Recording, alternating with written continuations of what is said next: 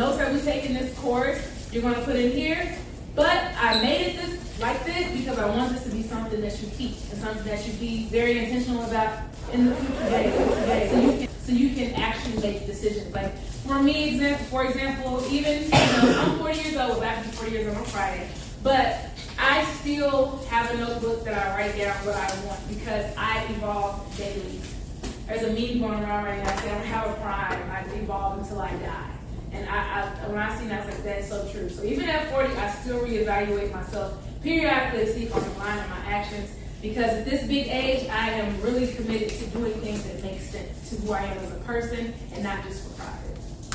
So I always have a book that I revisit, that I always write down, okay, this is what I'm doing. Or if I have a new experience, I write it down in there. So that's why I gave that to you, so you can have it for yourself. You good? All right. Cell phones on mute, please.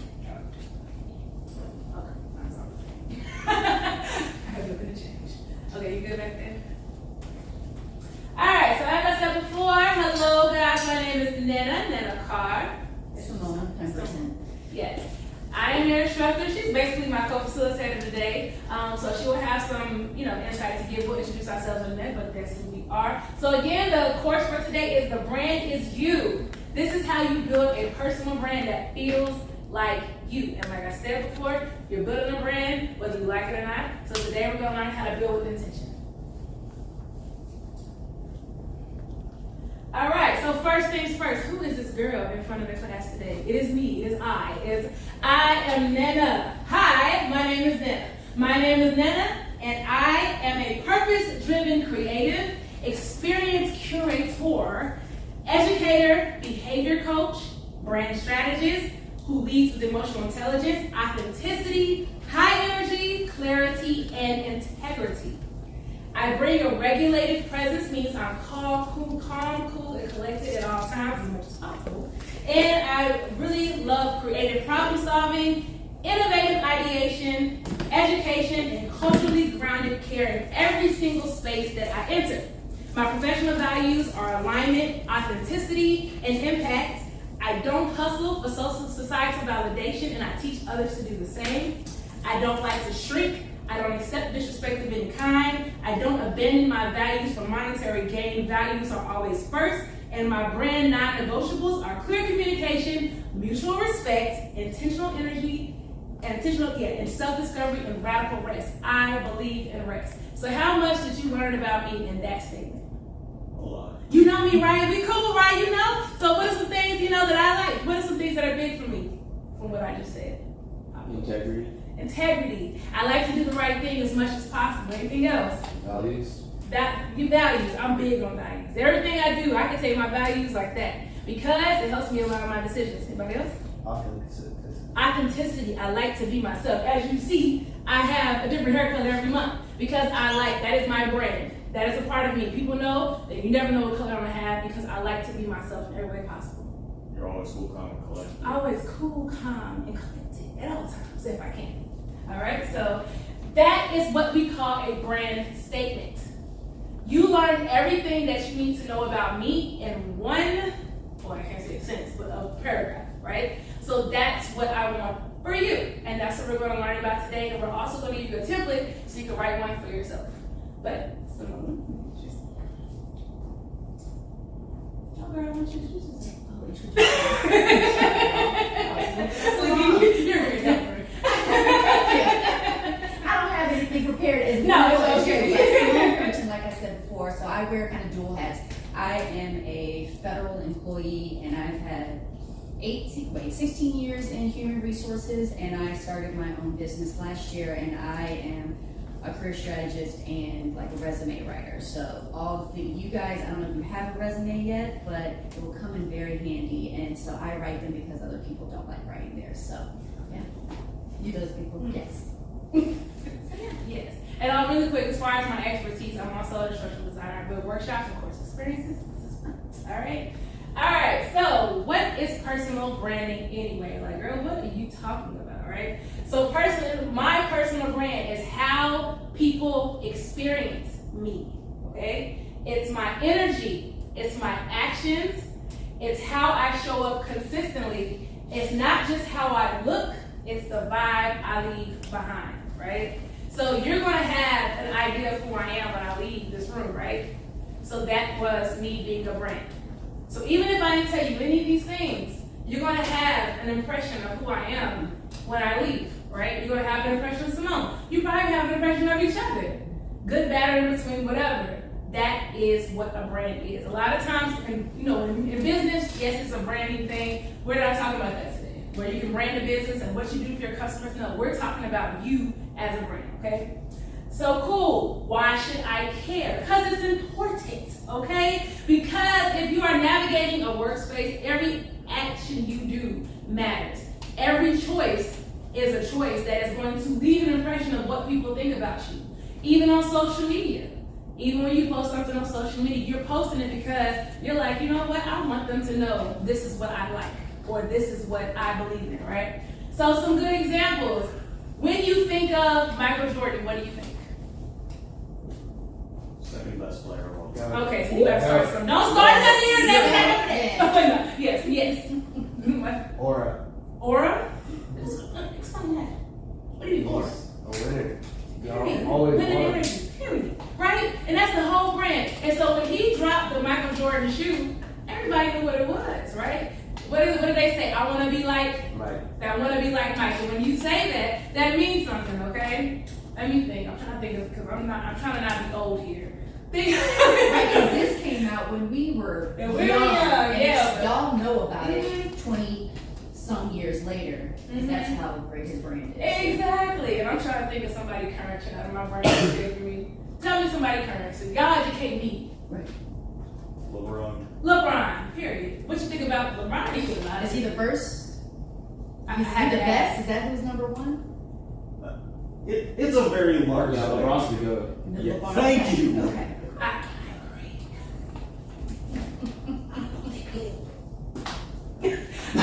Anybody else? What about musicians? What is the favorite musician you have? Y'all listen to music here. Don't play with me. Don't be scared. Green Day. Green Day? Yep. Oh, you went. For real? Y'all like Oh, Green Day? that's a classic. Look at you. Okay. What do you think about Green Day? They're really cool. I like them. Yeah. I'm having a brain fire right now. People that are Kim Kardashian. Yeah. What do you think when you think her? Good and bad, right? Kanye. Boom. There it is. And that's another thing. That's another thing I want to talk about. The people you associate with co-create your brand. All of it matters because the moment you thought of Kim, you thought of Kanye. And does that change how you view Kim in any way? Yeah. Boom, there it is, all right? So you have different people, you have different celebrities, everybody that you come into contact with, politicians, whoever, it does not matter. The person that you always see at the grocery store, the gas station attendant, they have a brand because you look at that person, you be like, oh, that's my dude. He always gives me, free chips or whatever. But that's the impression that they leave on you. That's what we're talking about today. All right. So, what are we going to talk about today? This is our course agenda. The first thing we're going to talk about is how your brand already exists. This is why this is important because you're doing it whether you want to or not. So my goal here is to teach you how to finesse it, okay? And then 2, your workplace brand presence. Who knows the term code switch? You know what that is? All right, so basically code switching is a term where you switch from your work self or from your personal life self to your work self. Have you ever done that for a job or anything? Yeah. Yeah, you have to, right? I do it all the time. I do brand ambassadorship, and I gotta go represent for Celsius. I gotta put on a black wig and be like, oh, hello guys. But in real life, I'm out there, right? So that's what you have to do. So that's what we're going to talk about.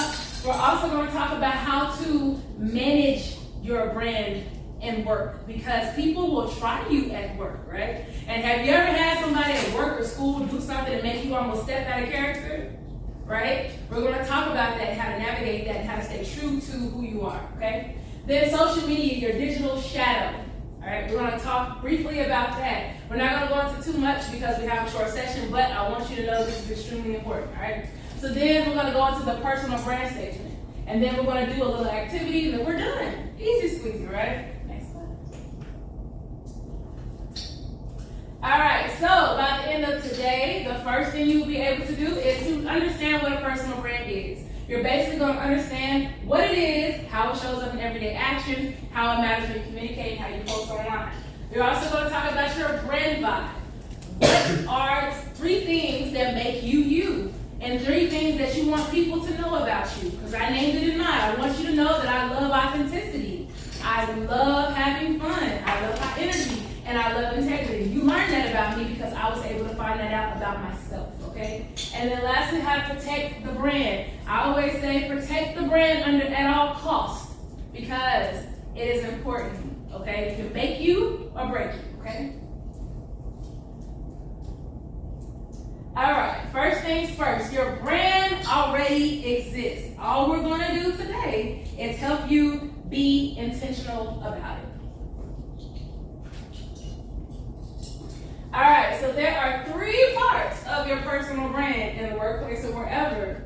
Your reputation, right? Who can tell your reputation is? Like what people think of you. Exactly. Good, bad, or in between is what people think about you. Now, next question. Is your reputation consistent with everyone you talk to? No, probably not. Because it can change like every day, every minute, you know, or so it's not always the same. Yes. I'm a brain nerd. Quick fact about me. I love the brain. I love studying the brain and neuroscience is my behavior strategist. But even people who you grow up with, you are going to have totally different perceptions of your parents. Because why? Your parents are going to teach you a different way. Your parents are going to, you're going to have different experiences outside the home. Your life experiences, when you get older, let me tell you, I'm sure she's going to agree. When you get older, y'all going to be sitting at the Thanksgiving table one day, you're going to be hashing out these memories. It's going to be that one person that never happened. Yes. Because they don't remember, or they weren't there, or they just didn't have that experience.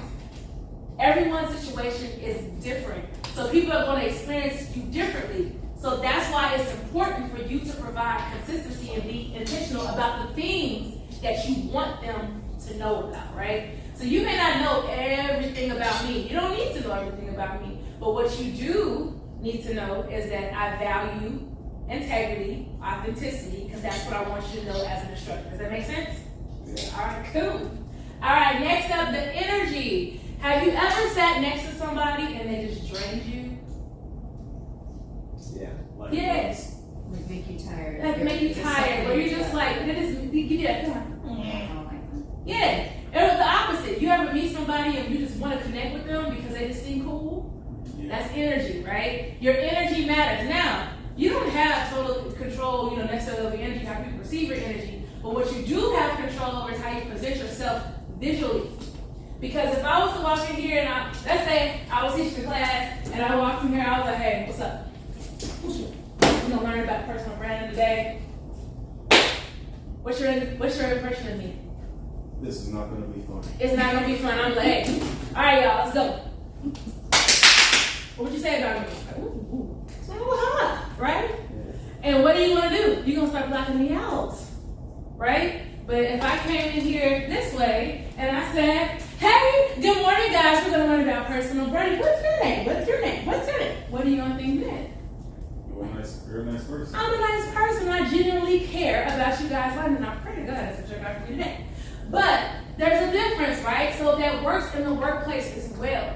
Because if you were going into work, you're just like, what's up, y'all? What's your supervisor going to think about you? Yeah, you don't care about his job. I might as well fire him. If there's a promotion coming up, is he going to remember you? Nope.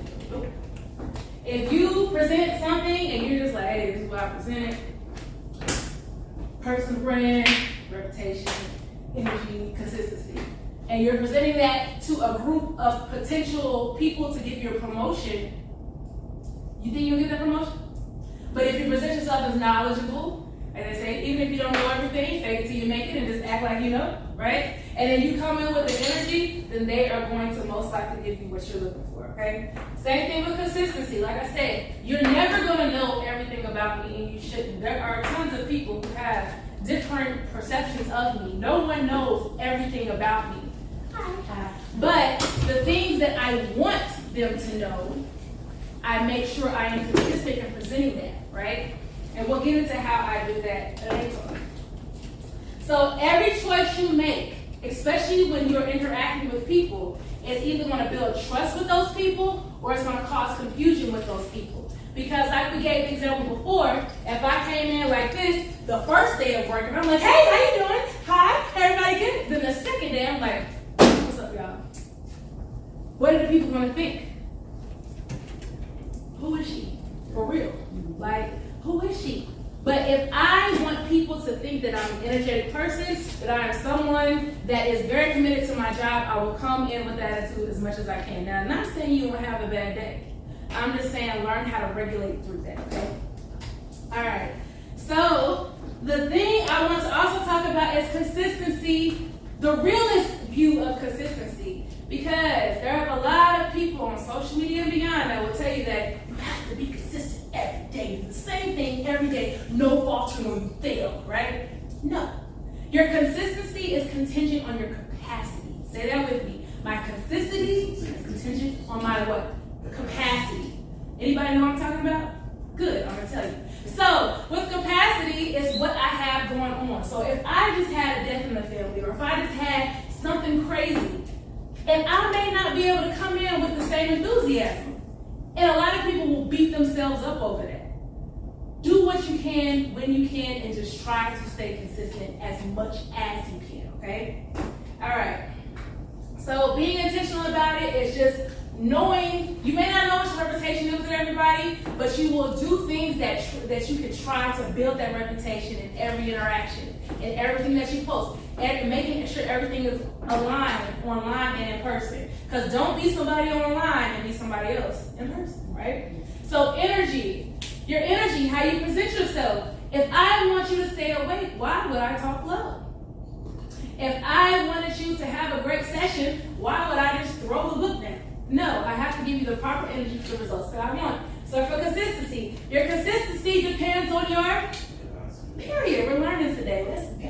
All right? So your consistency versus capacity. Be realistic about where you are. Be honest about where you are every day. Be present and earnest so you can be intentional about these things. All right. So we're going to do real quick a brand rapid fire reflection. This is where your notebooks are going to come into play. Now, I'm not asking you to be able to give some serious reflection right now, but just based on what we've learned so far, thinking about yourself, right? The first thing I want you to answer is what 3 traits or strengths do you want to be known for and how you show up? So basically, if you were to walk in, if you were working a job, what are 3 things you want them to know about you? So for example, I said in my brand statement that I value integrity, I value authenticity, and let's say I value good communication. What are some things that are mine for you? Just real quick. Do you want them to know that you're a hard worker, that you're a great communicator, they can count on you, that you're serious about what you do? There's 3 traits or strengths that you want to be known. You could be somebody that's really good at solving problems. You could be somebody that, is just happy to be.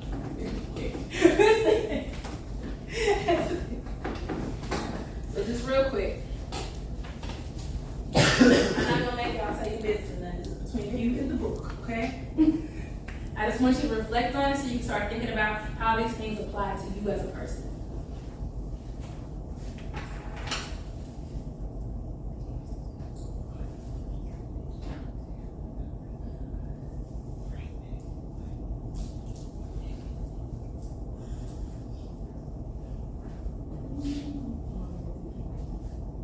All right. Yeah.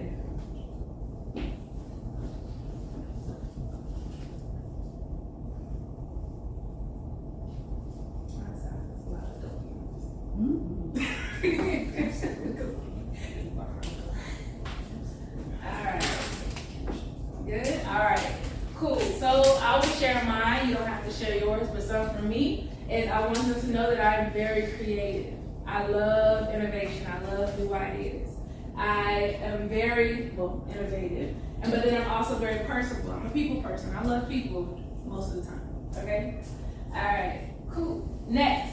What core values guide you in how you treat others and approach work no matter where you are. So with that, what are the ground things that are very important for you as a person? Not work aside, you, a person. What are some things that are important to you, okay?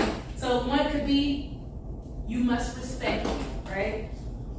You must communicate well with me.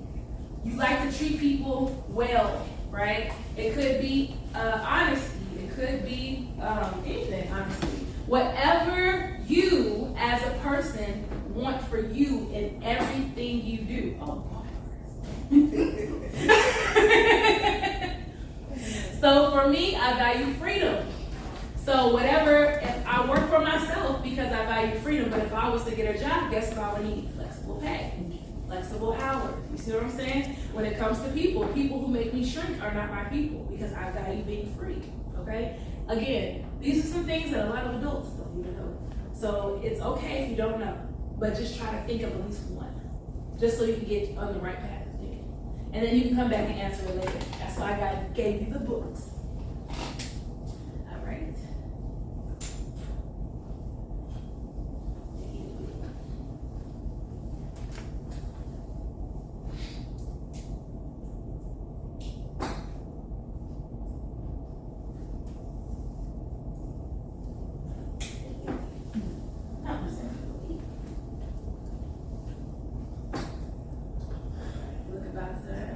Think you got it? At least one.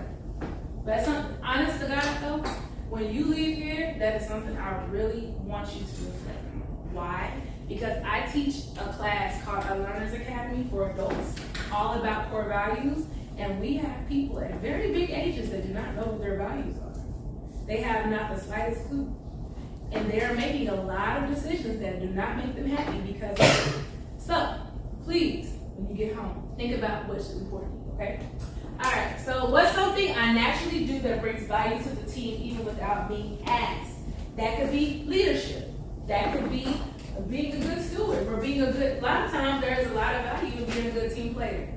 It could be, like I said, my creativity, my design, my graphic design skills. People value my graphic design skills that make people's lives easier. So what are some things that people will value even in your team without being asked? Are you good at organizing things? Are you good at getting people back on track when they're lost? Conflict resolution. These are just things to think about. And if you guys want these slides later, we can give them to you. I wrote them in a way that we can send them to you. So you wouldn't have to get a book. So just thinking about, even if you don't have it figured out today, it's something again to think about that when you're applying for jobs, because guess what? She can tell you, when you're applying for jobs and they ask you that question, why would you be a good fit for the company? This is where you can answer those questions.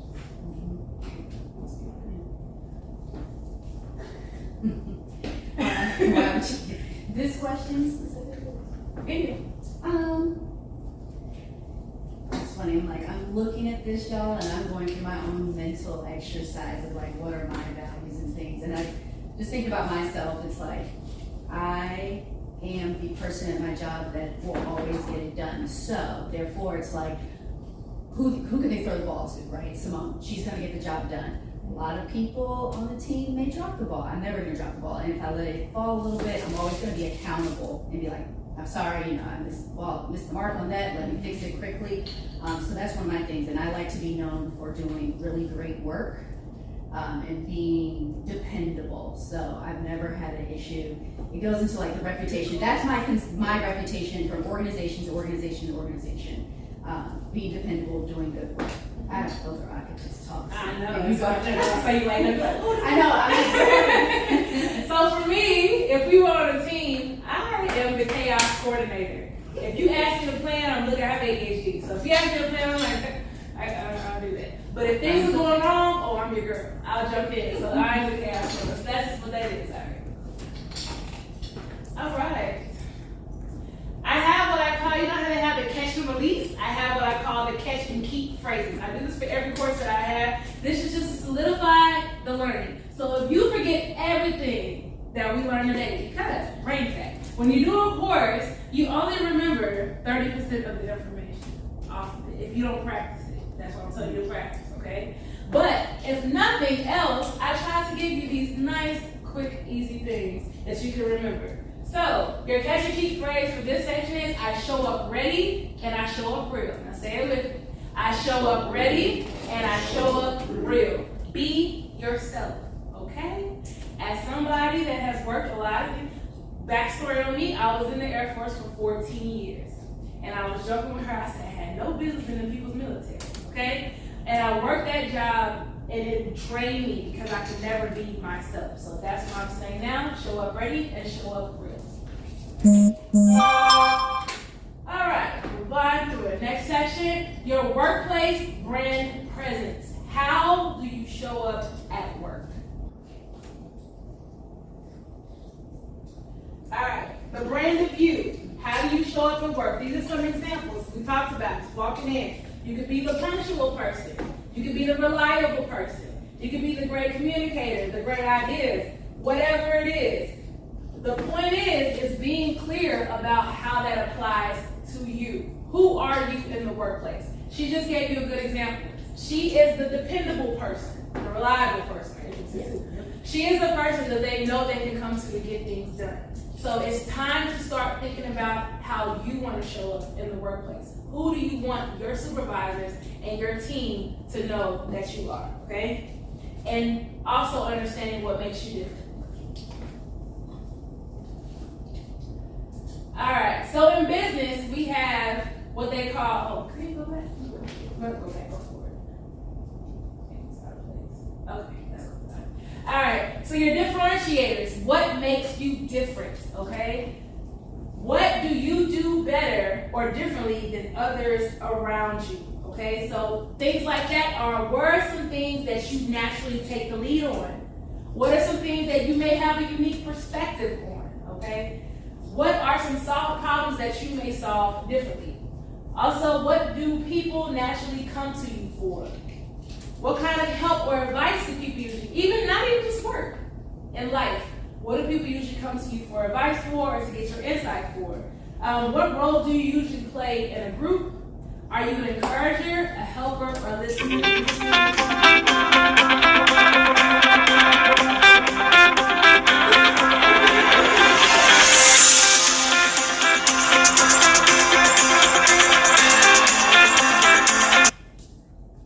So what feels easy for you, but it's hard for others? What are some things for you guys that you do easily that other people probably can't do? Real quick. Projects, Math. sports teams. For real? That's impressive. Which one? Writing. It's like creativity. Yeah. Listen, that's how. That's a great skill. It really I'm not is. creative, so I respect those. Everyone's creative. Even myself. I have a theory. So slick. What about you? What's the one thing that you can do better than? I would say math. How smart are you? Okay. I cannot do math. Save my life. Y'all be my math reason. All right. So, what parts of your personality make you memorable or valuable in a team? I am loud most of the time, not on purpose. It's just who I am as a person. I have a big personality. Okay. So, what do you think that would be for you? Could it be how you handle stress or chaos? Like I said, I'm a chaos coordinator. It could be what do people say that they love or remember about you when they're finishing a project at work. It could be how do you contribute when working with others. You could be the person that brings calm when things get chaotic. You can be the person that makes people think differently. I'm big on that. I give unconventional perspectives for everything. Okay, I click back. Yes, okay. All right, so personal KPIs. You probably don't know what KPIs are because that's a business term, but a lot of times people don't tie it to being a person. KPI is a key performance indicator. It's basically the things that need to happen to know that you are winning in what you do. Okay?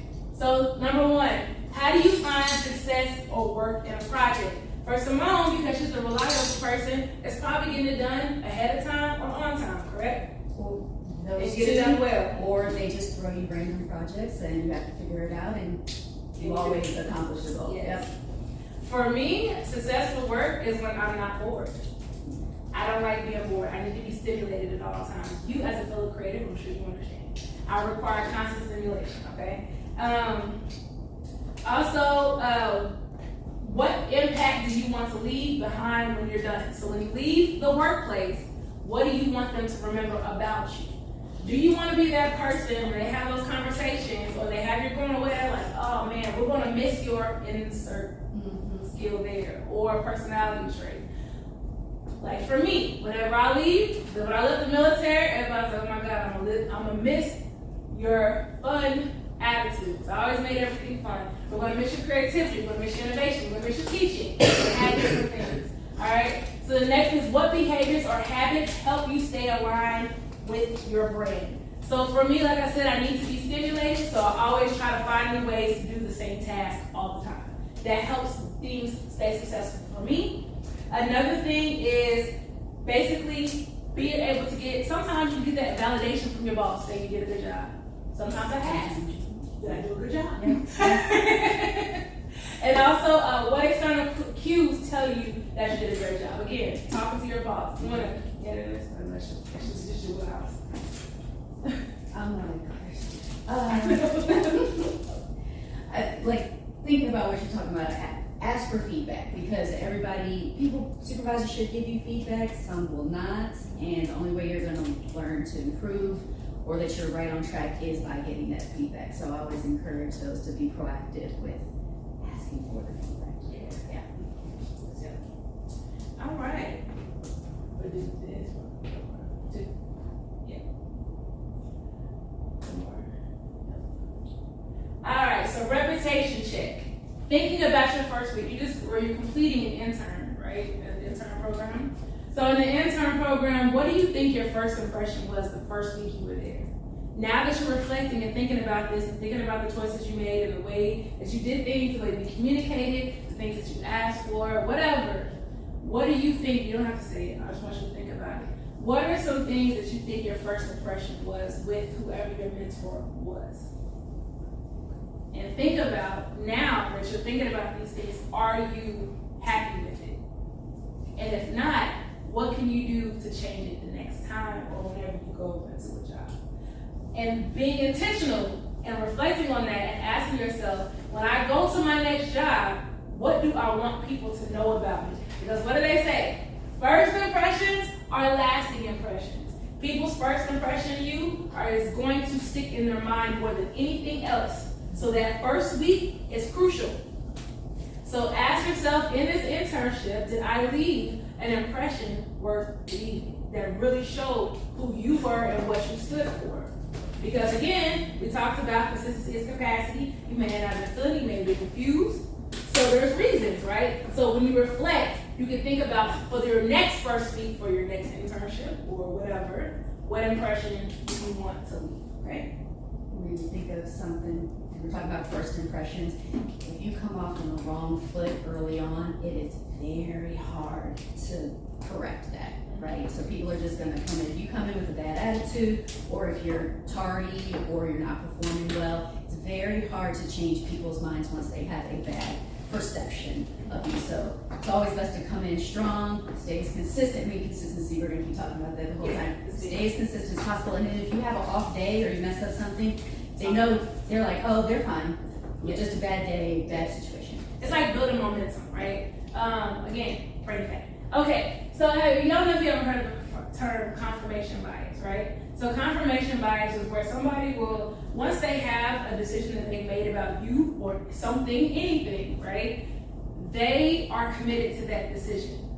And a lot of times it takes a lot of evidence to change that, because the brain's function is to preserve energy. And the brain is going to automatically check out of that because it's thinking there's too much work to figure it out. I already had it down. Why are you trying to change it, right? So that's why consistency is important. So even if you don't have the best impression the first time, if you are consistent with changing it, it will overpower, for the most part, the first impression. But like you said, that's always going to reel in their mind.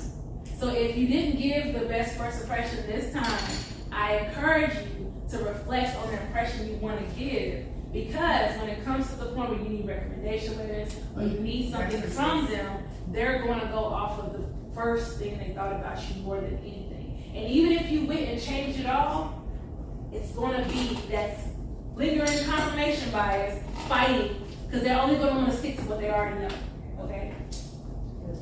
references. Let's talk references, you all. Once you start getting your career jobs, you are going to have to supply 3 professional references. They're going to call your old supervisors. They're going to call your old team leads. And if they don't have anything good or positive to say about you, you're not getting the job. You could have been the best candidate, but because you burnt a bridge or you weren't great in something else, it's going to come back to bite you later on. So just some things to definitely. And another thing about being intentional, when you go into a workplace or even in internships, start thinking ahead of the people that you have had a good impression on to get those references from. Because our references are also not created equal. Story time. When I was in the military, I had a supervisor who hated my guts. Okay, she hated me. You want to know why she hated me? Because I got a good referral from my last base.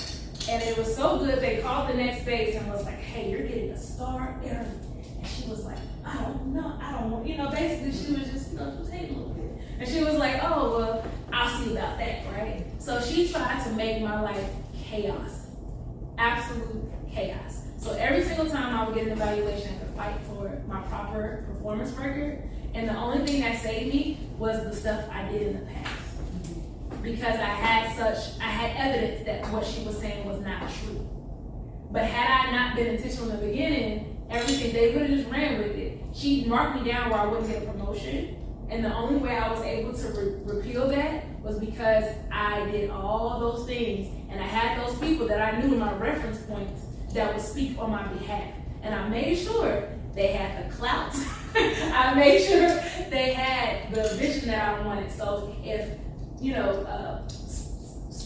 E5 told me that I did a terrible job, cool. E7 said I did a fantastic job. He trumped your E5. And that's what got me my promotion. So be very intentional. Have those people that get you. If they get you and they like you, nurture the relationship. Please. Not just nurturing them, this is what you can do for me. Ask them how the kids are doing. Ask them how they are as people. Treat them like people, because guess what? When you need them the most, those will be the people that need you. Okay? I'm trying to get myself up. Yeah, go ahead. Okay. All right, we got our catch and keep phrase for this section.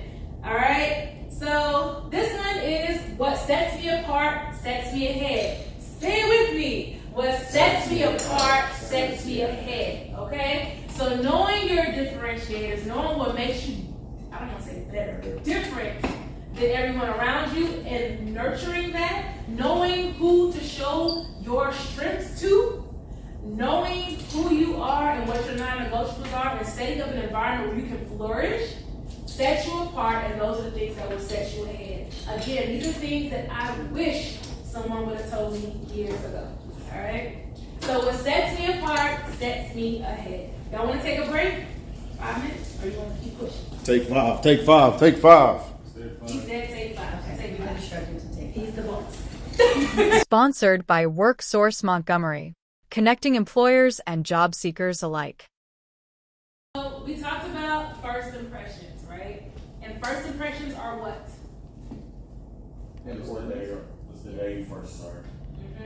And it's in the first week, not just the day you first start, also the first week, because they're looking, again, brain pack. They love patterns and associations. So the first time somebody meets you, the first thing they're doing is trying to find patterns to associate with you. So if you are walking in on your first date and you're late, they're automatically going to naturally look for the next time you're late. If you walk in on time, they're going to pay attention to that. And if you walk in on time every week, they're going to associate you with someone that is on time. If you walk in late, they're going to associate you as someone who's late. If you do a mix of both, then they're going to naturally start to kind of reject you because you're confused. Okay? So give them something to hold on to. They don't have to know everything about you, but you have to be intentional about what you want them to know about you and what's important to you in the workplace. All right, so again, we talked about the first impression is a lasting impression, and that is a quote. It's also the truth. But what people fail to mention in this is that it takes work to maintain that first impression. Because we talked about before that consistency depends on consistency is dependent on we're learning. Yes. Okay? So you're not always the best job possible. Or you may get put in situations that push you to act out of character. So what we're going to talk about now is how to maintain that first impression and protect your brand in the workplace. All right. So the first thing you need to know is professionalism requires presence. Anybody want to take a guess on what that means? You actually need to be in the moment, otherwise you're gonna mess up. Exactly. How many times have you been doing something or somebody made you mad and you forgot where you were? Or you forgot who you were talking to for a second. Or you felt like they forgot who they were talking to. Yeah. You know what I mean? You've been in those situations, you know, do y'all drive? Yeah. Have you ever been in a situation where you're driving and you're just like, how do I get home? Because your mind was wandering? Yeah. You're not present, right? And it happens to all of us because, again, our brains are constantly working to recognize patterns. So you have that constant pattern of things, and when things step you out of that pattern, you kind of just go crazy a little bit sometimes. So if you have somebody in the workplace that is, you know, trying your patience, the first thing you need to do is get present. Professionalism requires presence.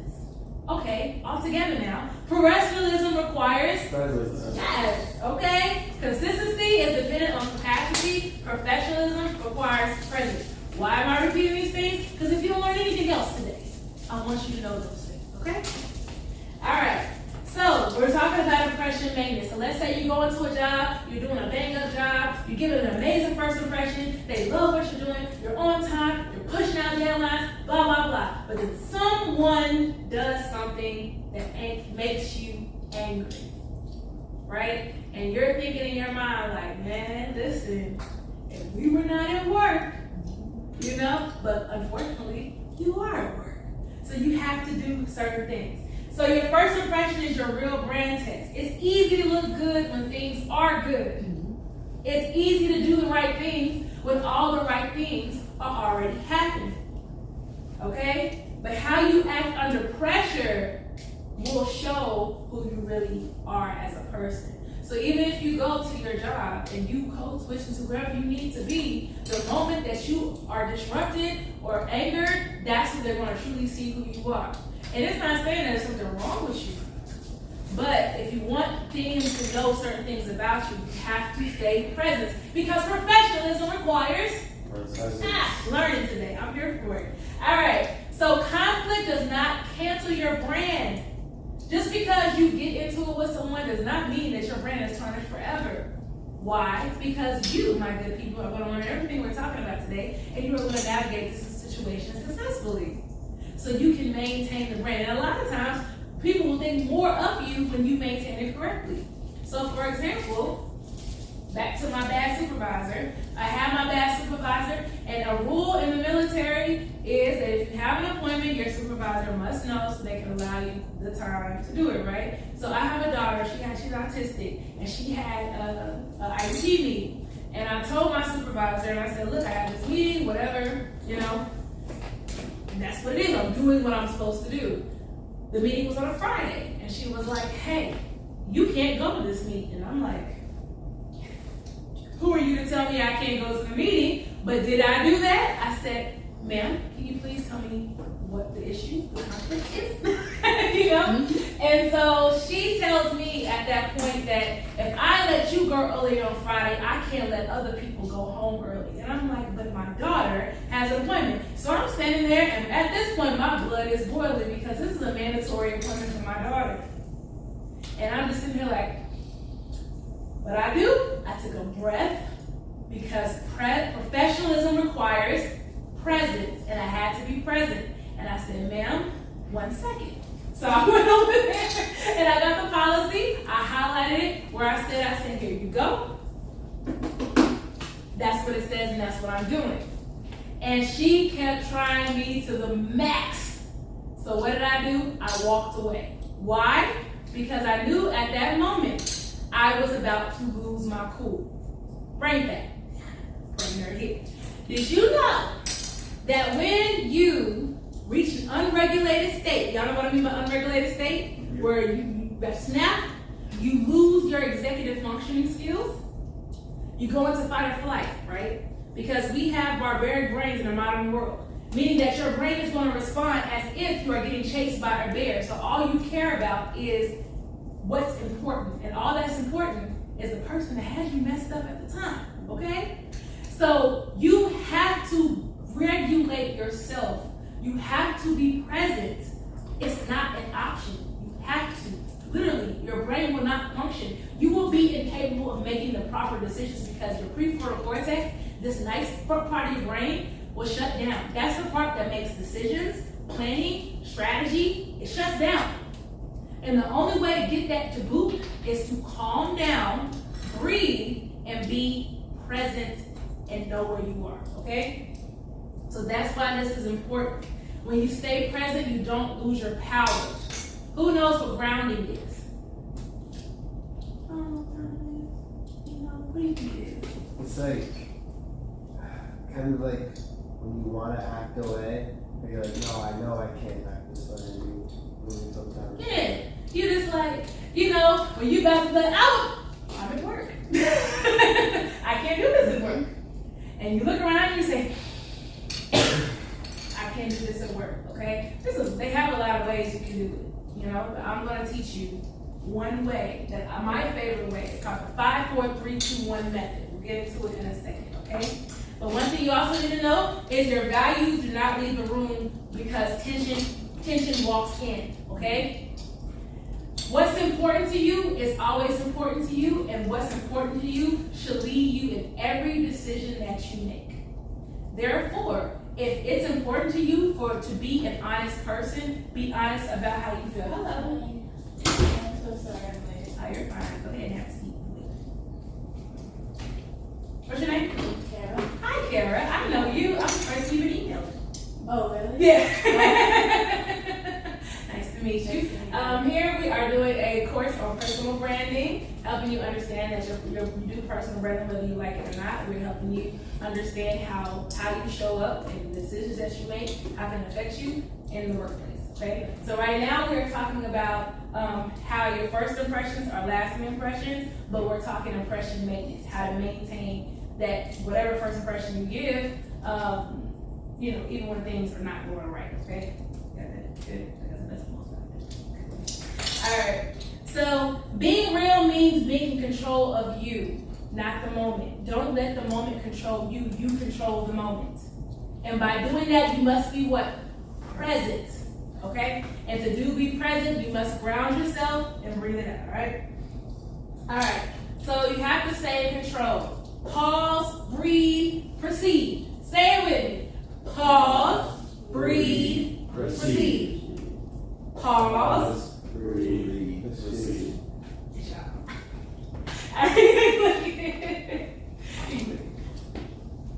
Alright. So we discussed the 5, 4, 3, 2, 1 method. And what's it playing for me? Oh, that's let me start.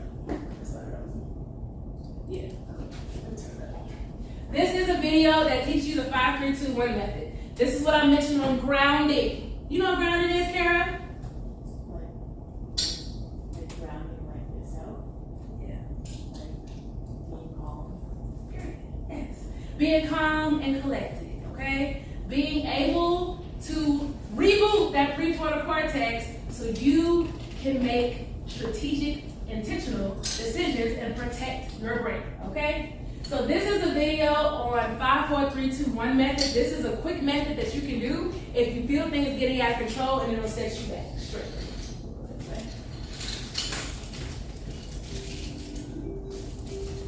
This technique will take you through your 5 senses to help remind you of the present.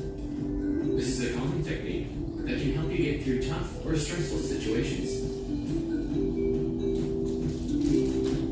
Take a deep belly breath to begin. Number 5. Look around for 5 things that you can see and say them out loud. For example, you could say, I see a burger. I see a bird. I see a soccer ball. Number 4, feel. Pay attention to your body and think of 4 things that you can feel and say them out loud.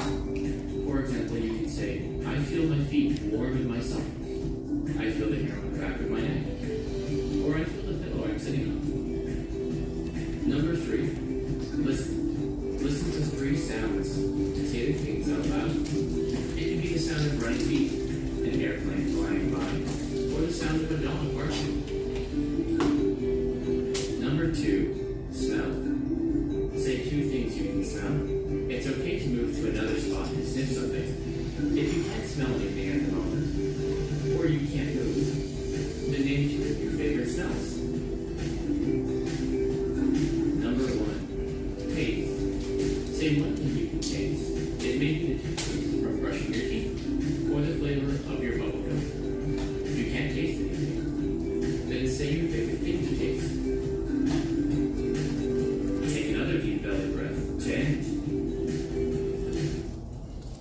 All right. What do you think this does for you? Calms you down.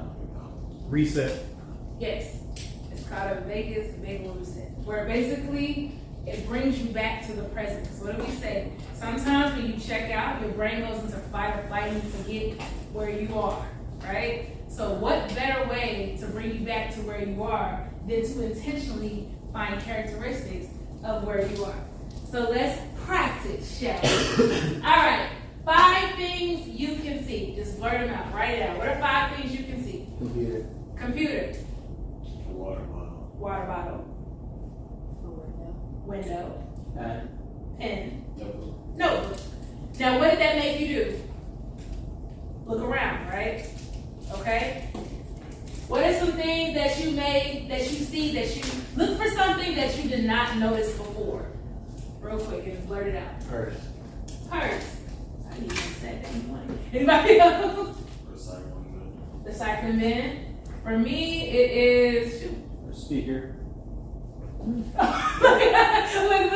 I was saying this whole time and didn't realize it was a speaker right there. You see what I'm talking about, right? It brings you back presence. And whether you realize it or not, when you are looking around and recognizing the environment that you're in, it sparks your prefrontal cortex to look further, okay? So, 4 things you can touch right now.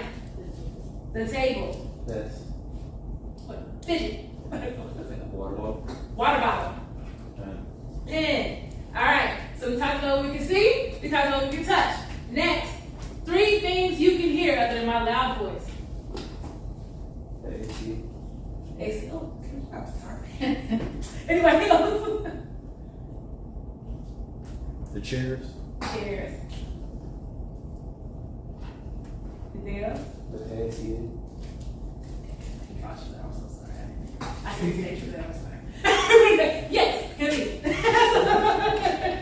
All right. 2 things you can smell. McDonald's. Yes.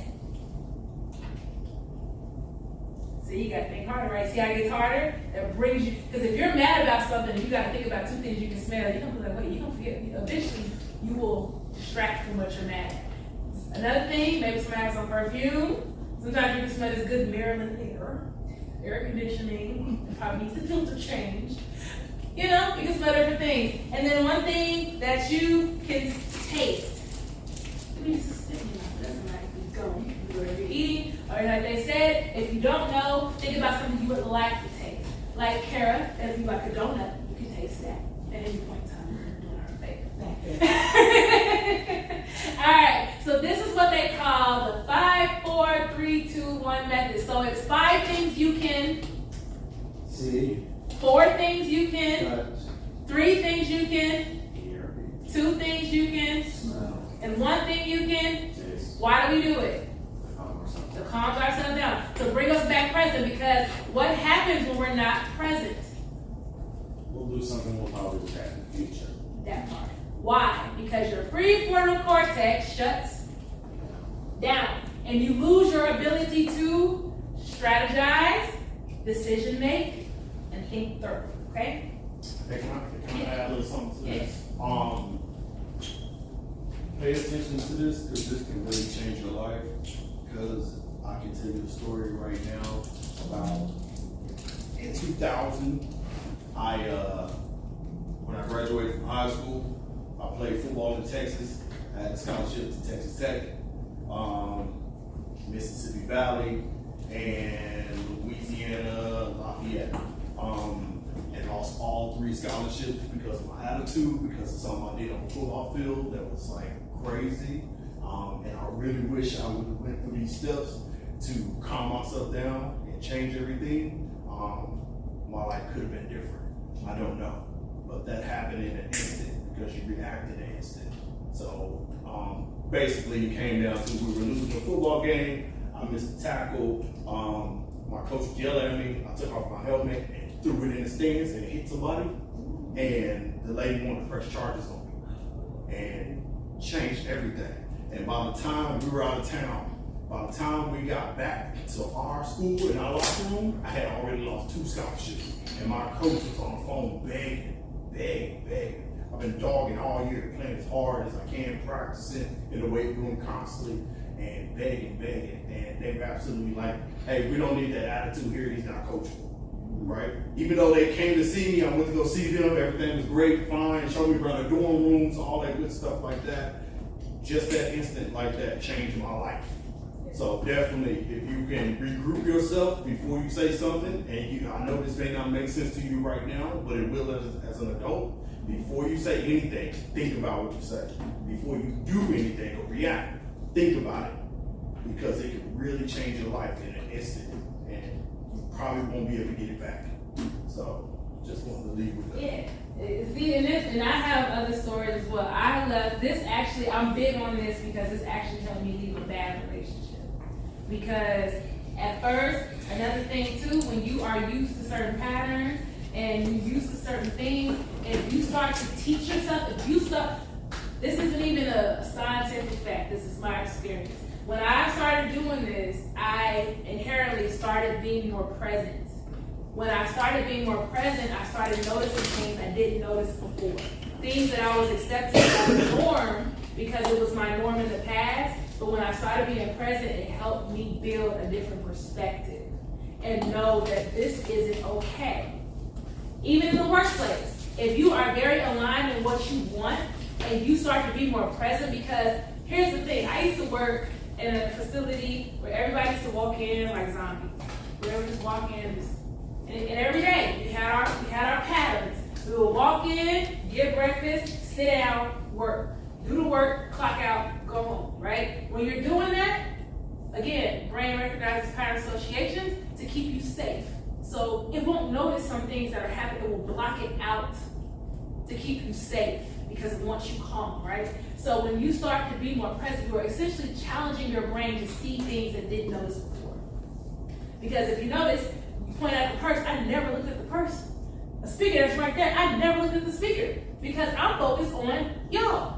Right? But taking the time to point that out, not only can you point out a speaker, you can point out a toxic supervisor. You can point out a toxic coworker. You can point out someone that may be trying to sabotage you. You may also point out things in a workplace that help you make an educated decision because you're activating your prefrontal cortex and say, this is not working. And it will give you what you need to do to make another educated decision to leave. Everybody understand? You good with that? With grounding, keeping your zen, yeah? Very good. All right, so that's what we're talking about with being present. Because professionalism, I'll give you the answer. Professionalism requires you need to be present to make sound, strategic, educated decisions about your life and in the moment when you have conflicts and even when you don't, okay? This isn't just for conflict. Do this every day. If you're walking, put the phone down and do it. Why? Because it will teach you to be present. When you are present, let me tell you, you will make the best decisions of your life, okay? Because presence becomes a lifestyle at that point when you do it all the time, okay?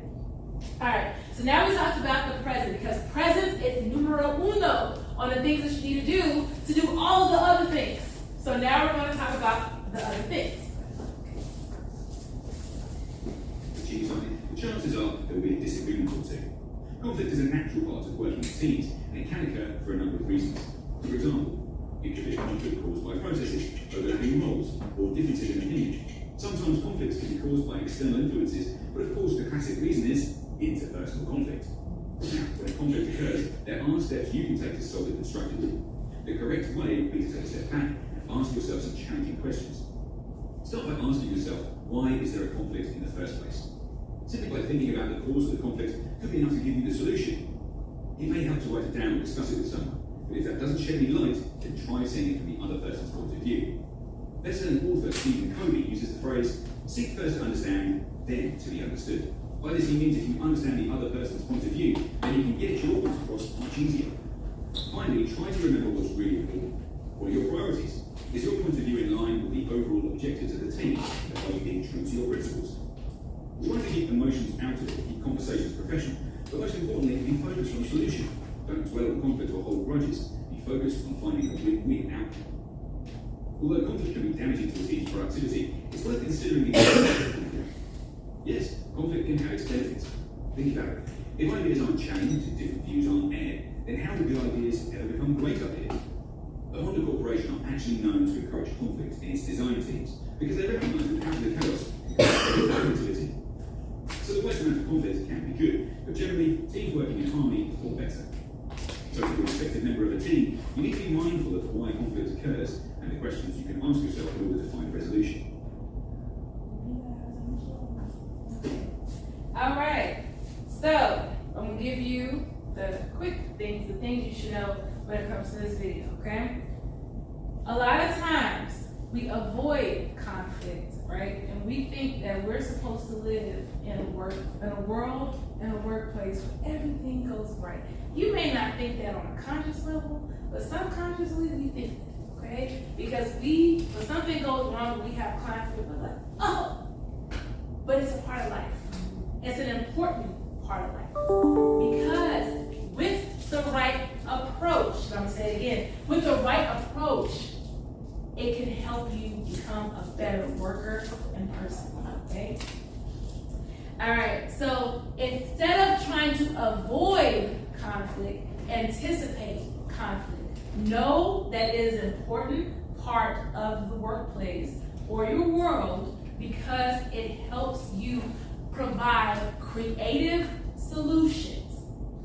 They call it taking a science approach to life, right? The one thing that scientists get right is they embrace mistakes and conflict. Because without the mistakes, they cannot get to their final answer. Imagine if there's a lot of things that would not be here if it wasn't for mistakes. Did you know the microwave was a mistake? That was a mistake. They weren't trying to make a microwave, but trying to make something else. They were like, oh crap, hold on, let's get cook some food. And they made the microwave. A lot of the things that you know and love came from a blissful mistake. Mistakes are safe. Conflict is safe. How you approach them, or if you try to avoid them, is what brings the negative parts of it, okay? So if you don't approach the conflict well, or you don't navigate it well, that's what makes it a problem. But if you approach the conflict well and take a scientific approach and not only anticipate it, but embrace it as an opportunity for a creative solution, then you can not only learn from it, you can grow as a person, and you can showcase all those beautiful skills that you talked about before. So for example, if you're a great communicator and you want your job to know, I am a great communicator, and Sally Joe over there is saying something that makes you want to shut down, you can show your great communication skills in solving that conflict. And not only that does it impress your boss, but it also helps you have creative problem solving and learn new ways to be a great communicator. With that approach, conflict doesn't seem so scary. It seems like an integral part of your life.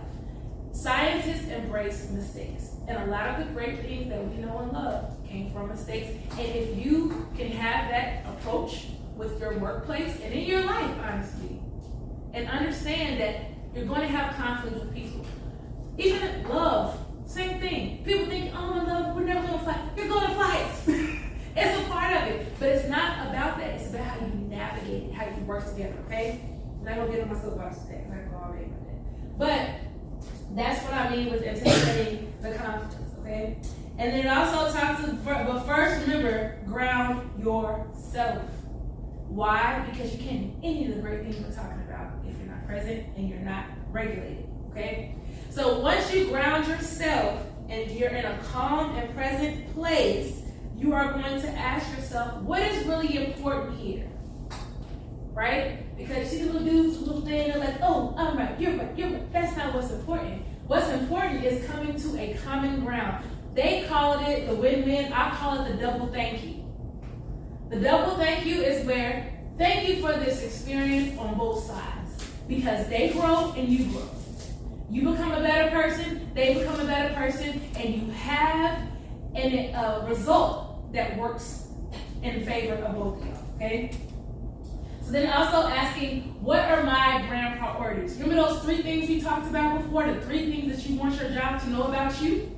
That would be your brand priority. So if I want my job to know I'm a great communicator, and I'm calm, and I'm focused, why in the world will I go snack on Sally Joe? Because now we're going to confuse our supervisors.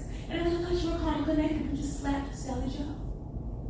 You can't do that, right? So you have to remind yourself. That's why it's important to know these things. Because if you write them down and you put it in the handy notebook you're provided, you can have that with you and remind yourself of the 3 brand priorities you are trying to protect in conflict, okay? And then also, is my point of view in line with the overall objectives of the team? Sometimes you're not right, okay? And sometimes you may feel right internally, but what you want doesn't work well with the team. It's important to ask yourself that. Because sometimes, again, when you're not present, you're like, well, I want it, so everybody else should want it. No, right? You have to know what works for you and the team and find that common ground, okay? And then also, the big one for me, are you being true to your principles? The things we talked about, those V word. What's the V word we talked about? Values. Because you're going to go home and you're going to think about all your core values as a person. Example, we talked about mine. One of mine was what? Freedom. One of mine is integrity and things like that, right? So if I'm having conflict, am I being true to the things that I have set for myself? Am I upholding my values for myself? And is this environment giving me a safe space to have my values? Because that's the thing. Your environment, your workplaces that you choose need to be an expansion of who you are as a person. And sometimes if you're constantly having to abandon your values, you may need a new environment. Okay? All right? So once you have reflected out the steps you make, you make sure they are intentional and aligned. What can I do now, and how can I make peace with what is out of my control? Because as a team player, sometimes you got to give up what you want. And it sucks, okay? So you have to say, how can I make peace with that and move on, okay? So the first question is, what is really important? Say it with me after you yawn. What is say it with me? What is really important? So number 1 is what? Values. What? Oh, look, that's really good. I'll say repeat. What is really important? What is really important? There we go. Number 2, what are my brand priorities? I don't have this on the board for reasons. I want you to do the work to remember it, okay? 1 is what is really important. 2, what are my brand priorities? What are the brand priorities? The things that are important to you, right? And then 3, is your point of view in line with the objectives of the team? 4, are you being true to your principles? So number 1, what is really important? What is really important? Yes. Number 2, what are my brand priorities? Number 2. 3 is my point of view in line with the overall objectives of the team.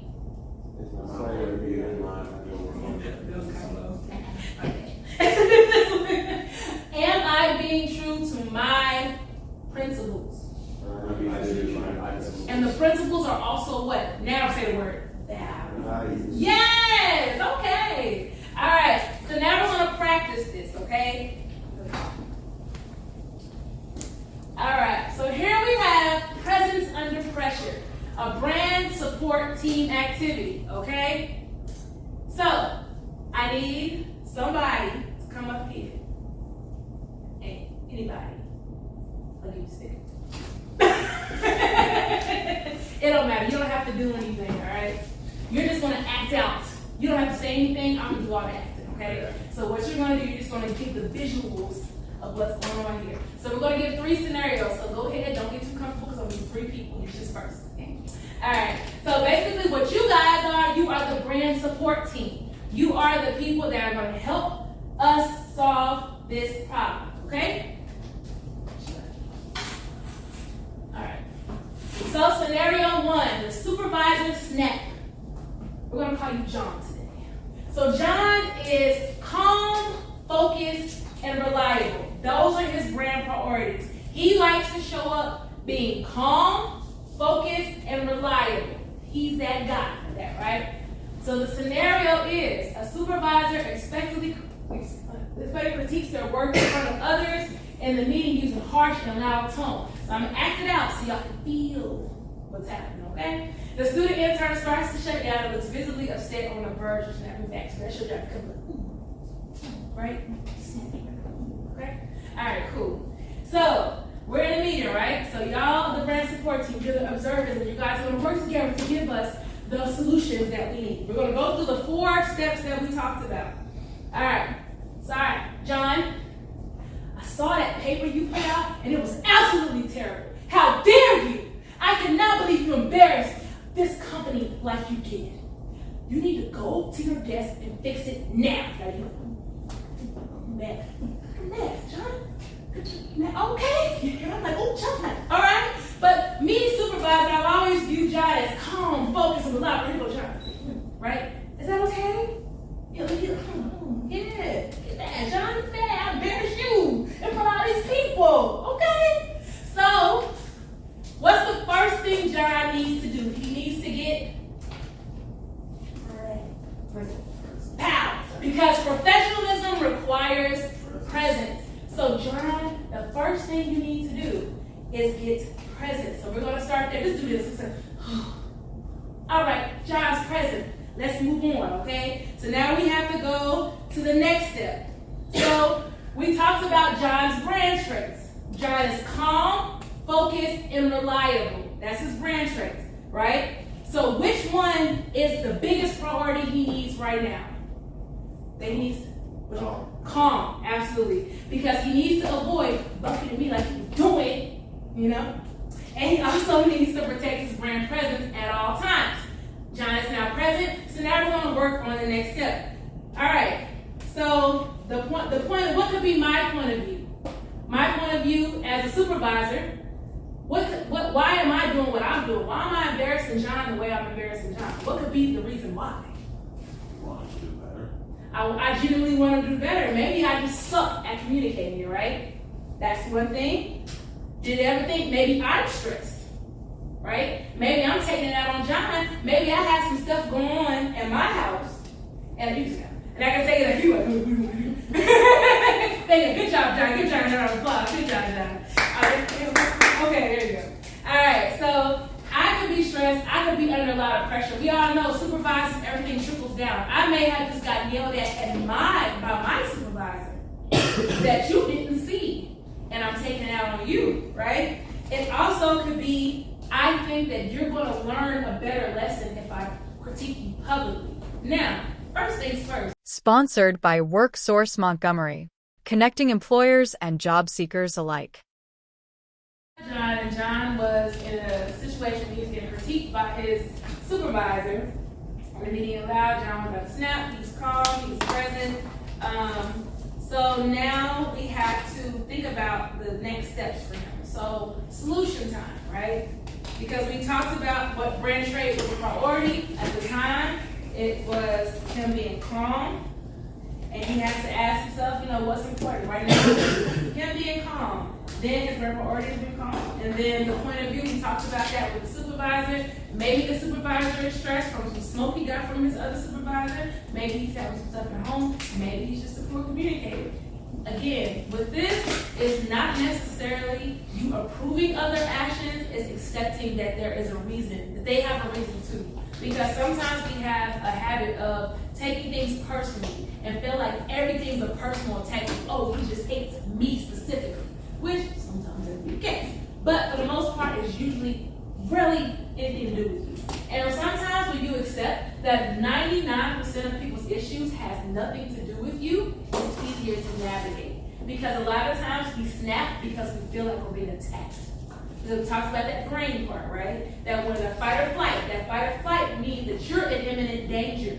But by understanding that other person's perspective, it snaps you out of that thought that you're in imminent danger, and you're just like, oh, he's probably going through some stuff. But you also protect your boundaries and say, you can go through whatever you want, but you will not do that to me, right? So now we're going to talk about the quick solution. So the quick solution to it would be what? What is something that John can do to help himself after this altercation? Just step away and like take a deep breath. Mm-hmm. Take a deep breath so you can make some conscious decisions. 5, 4, 3, 2, 1. Yes. Yes. Terms. Yes, sir. All right. And then, yes, he can do that. Take a deep breath. Maintain the eye contact and talk to him and say, sir, I would like it if we could go talk calmly in your office. Because guess what? People match energy. And a lot of times, when they're acting a fool, you make them look crazy by being calm. And a lot of times, that will make them snap back too, and they will be calm with you. And if they do not, that is your cue to walk away. Why? Because if not, you're going to match their energy. And they're the supervisor. You're not. Okay? So that's just something to think about. All right, we talked about the grinding tool. Look, it was on my thing. And then also, one thing you can do, I have what I call anchor phrases, right? Anchor phrases are things that I tell myself in specific situations. So like one popular anchor phrase for me is, it has nothing to do with me.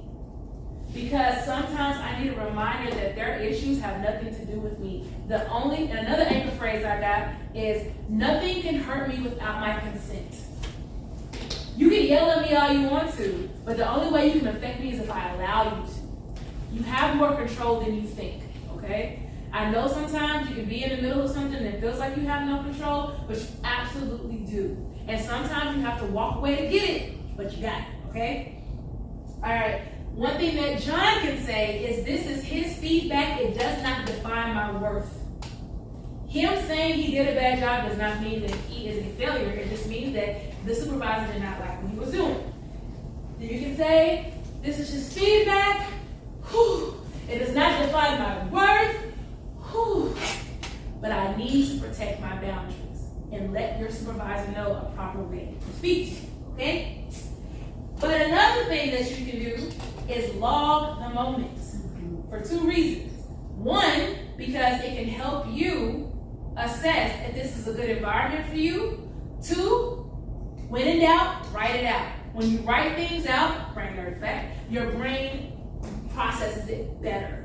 Like journaling. By journal, nobody journal? You should journal. It's really good. Okay? If you write it out, it helps you process it better, and it helps you get a more clear view of what happened. But I'm sure Simone knows the number 3 reason why you should write it down. Simone.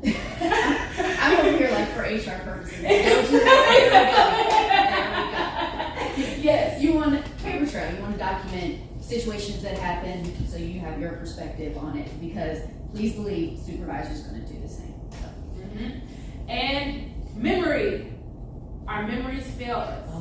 If you try to recall something, especially during duress, you're not going to recall it. So if somebody has you cornered and it's like, hey, I got this paperwork on me, tell me exactly what happened, I need to know now. You're going to be freaked out and you're not going to give the proper memory. But if you have it documented, you can do that. So you protect yourself and your boundaries by writing it out. So when in doubt, write it out. When in doubt, Write it out. yes. For so many reasons, okay? All right. So another thing you can do is accept the feedback, protect your boundaries, but also reflect on the feedback and figure out how you can move better the next time, okay? All right, scenario 2. Who is my actor or actress? Not all at once, guys. It's only 5 of y'all. John can do it twice.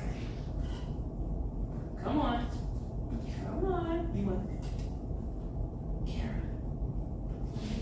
Come on, Carr. You're closest anyway. You ain't gotta say nothing.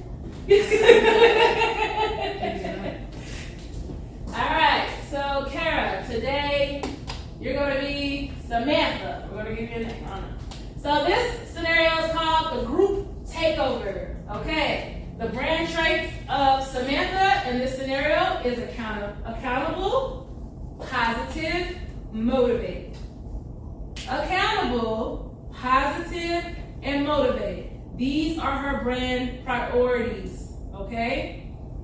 The scenario, the intern made a mistake. That's you, Samantha. Sorry, Samantha. They don't call you Samantha in real life. Missed a meeting, sent something to the wrong person. They are spiraling, overwhelmed with self-judgment and feeling like giving up or hiding, all right? So I guess you gotta kind of act out and just like, oh. Come on, Samantha. She's too confident to feel He's so this way. like, I can do that. So I just like, oh, you know, we have to feel it, Samantha. All right, so this is an interesting one, right? Because, oh wait, I put the wrong thing on here. It's the wrong one. Actually, I think I mixed this up. There you go, that's the right one. I think that, I can trick. But it's cool. We're just going with that. All right, so you have the mistake, and then you're upset about the mistake. All right, cool. She messed up. Simple mistake. What do we say about mistakes? Take a science approach and do what with mistakes? Learn from them and also embrace them. Because what wonderful invention came from a mistake? I want you, every time you go heat up something, I want you to think about the science approach. Like the marketing, right? I'm not gonna do it to you today. Alright, so the brand trait that is in play right now is which one? Which one is a priority?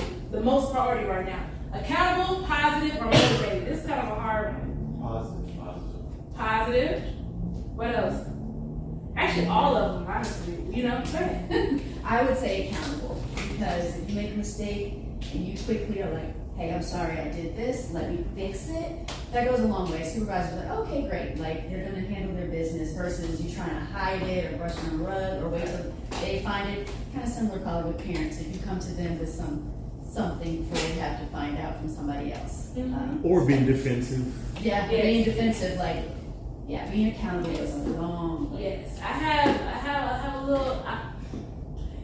Positive is like, I don't use the word positive. I don't learn the word positive. I use the word productive. Because sometimes with positive, you don't address the actual issue. You can just say, I'm enough. I can do all things.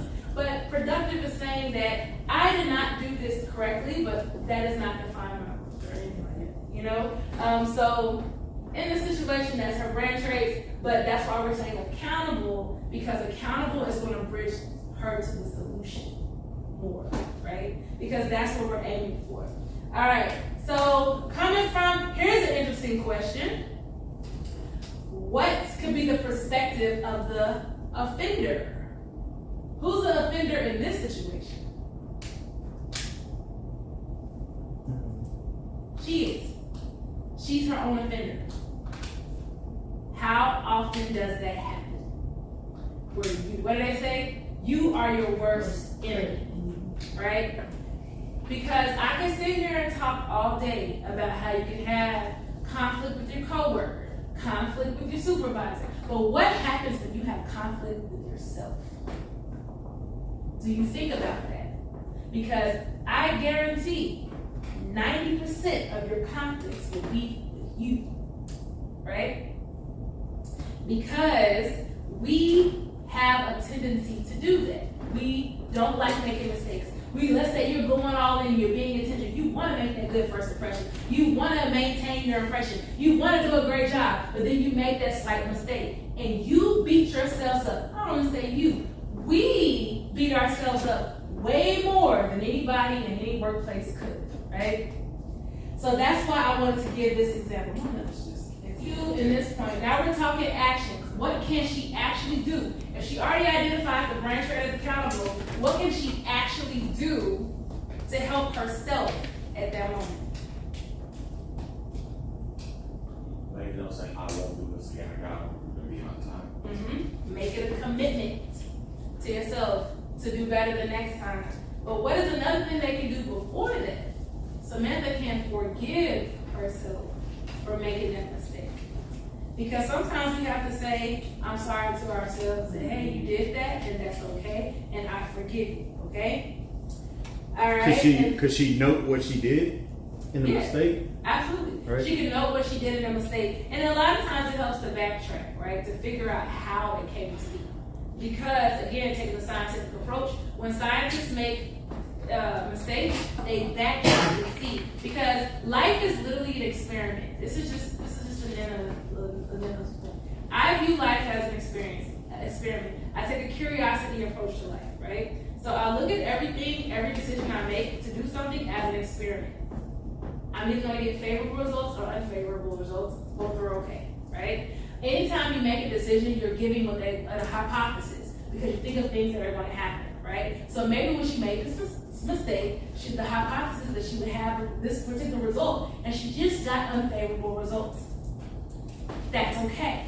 Why? Because now she gets the opportunity to backtrack the steps that led to unfavorable results, and she can fix it. And most likely, what's going to come from that? A new system, a new way to do things, a new mindset or mistake. So this is why conflict, even with yourself, can work in your favor with the right approach, okay?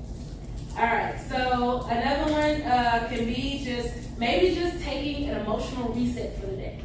Because a lot of the mistakes that we make is because we either going too fast or we have shut down the prefrontal cortex we talked about and we're not making strategic decisions. So maybe she just needs a reset for the day and gives herself permission to start over, okay? And then she can use what I call the anchoring phase. One thing that says, it could be for this one, could be one mistake doesn't erase all my effort. It's literally just a mistake. Mistakes are human, mistakes are safe. Say that with me. Mistakes are human, mistakes are safe. Why? Because they lead to either self-discovery or creative problem solving. They are an asset. Okay? That doesn't mean don't make all the mistakes. But when they happen, try your absolute best. Take the scientific approach, right, that we talked about. Take a curiosity approach and say, I wonder what would happen if I do this. I make a hypothesis. It's going to be favorable or unfavorable, but both are safe.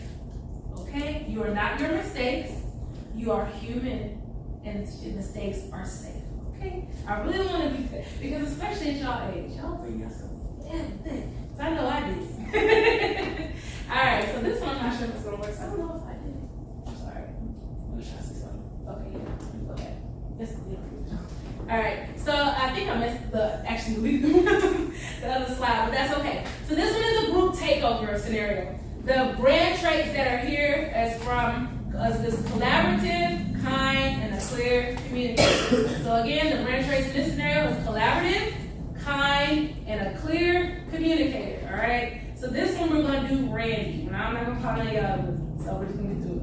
So in a group project, one team member constantly talks over Randy, ignores his ideas, and dominates the task. So they're in a group meeting, and Randy's trying to speak, and that person keeps cutting him off, ignoring the ideas, and dominates any task he does. The group project, I'm sorry.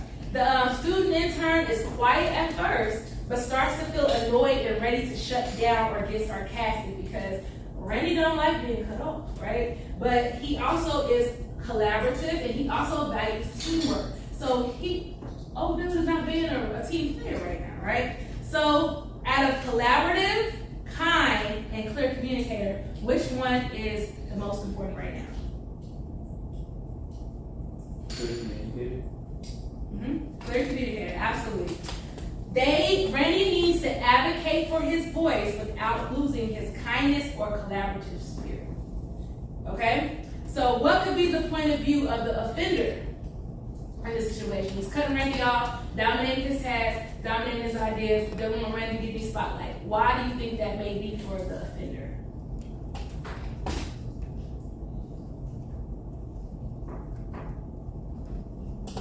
I'll give you one to get you started. Maybe that person may be overconfident. Usually the loudest in the room is the one that feels like they need to stand out. There's something else going on inside of them that they're overcompensating for by being the loudest and most dominant in a lot of cases. That could be the case, okay? Anything else? How about, Do you know anybody that gets extremely loud and combative when nervous? Maybe that person is nervous they're going to do a bad job, so they're trying to show their worth by overcompensating, right? This is what it looks like when you think deeper about the other's perspective, right? All right, or maybe that person is simply insecure. Maybe they have noted Randy's progress and is scared Randy is going to take their job. So they're trying to minimize Randy as a safety thing. Here's a quick fact. Everything that everyone does is for their safety. If they're attacking that person, it's because they feel unsafe in some way, okay? All right, so how can Randy stay true to his brand priorities as a clear communicator? What can he do in that situation? Maybe just tell everybody to say something that she should just be talking over everyone. Absolutely. Say like, look, in a nice collaborative way. The best way for me to hear you is for you to speak. That's how I can best hear you, okay? But before Randy does anything else, because he wants to be a professional, professionalism requires presence. So he needs to ground himself first so he doesn't snap, okay? All right, so maybe he can just sit back and choose a clear moment to assert himself where dude is not even an issue, all right? So let's talk further stuff. Let's say after this situation is over, how can he solve this problem to stop it from happening the next time? He's already communicated his things in the group project, but what is something he can do as a solution to stop it further? Maybe have a conversation with the group and say, oh, maybe we can have designated talking time. Right? Because he's collaborative, right? So for him, he's honoring himself as a collaborative spirit, and he's saying, I want everybody's voice to be heard, but mine, too, you know?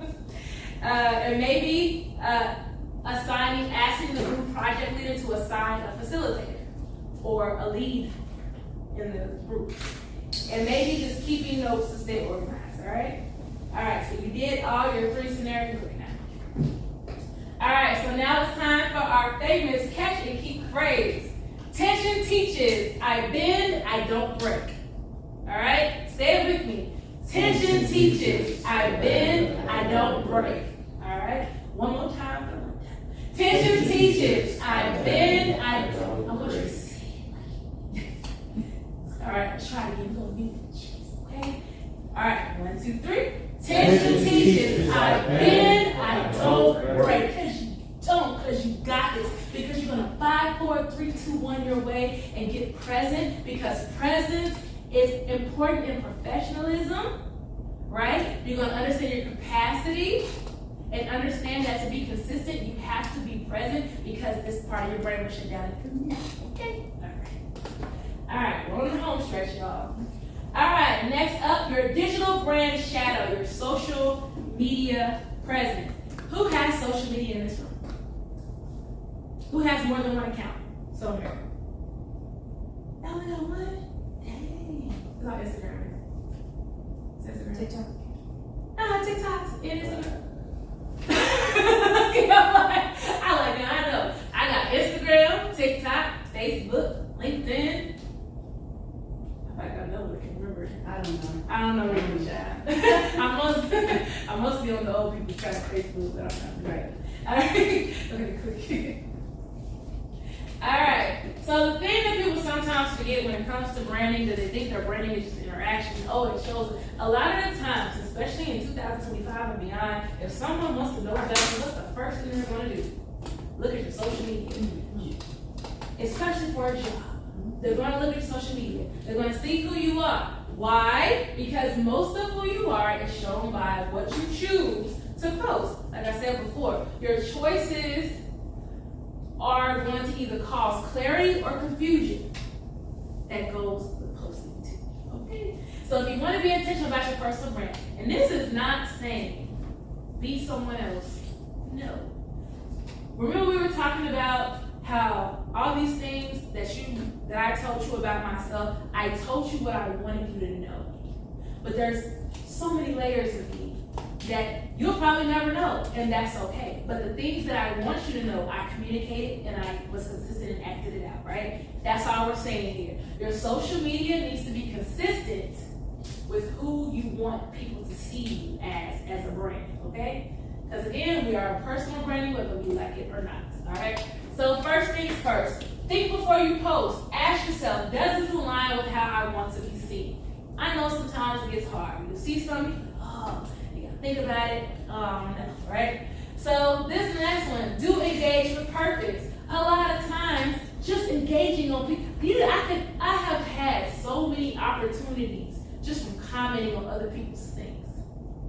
Just by saying, oh, I really like that. Or saying, sometimes, oh, we should really work together one day. Or saying just little things. Matter of fact, I can wholeheartedly say, I've been self-employed for 7 years, okay? I was in the Air Force for 14 years, got out, no money, single parent.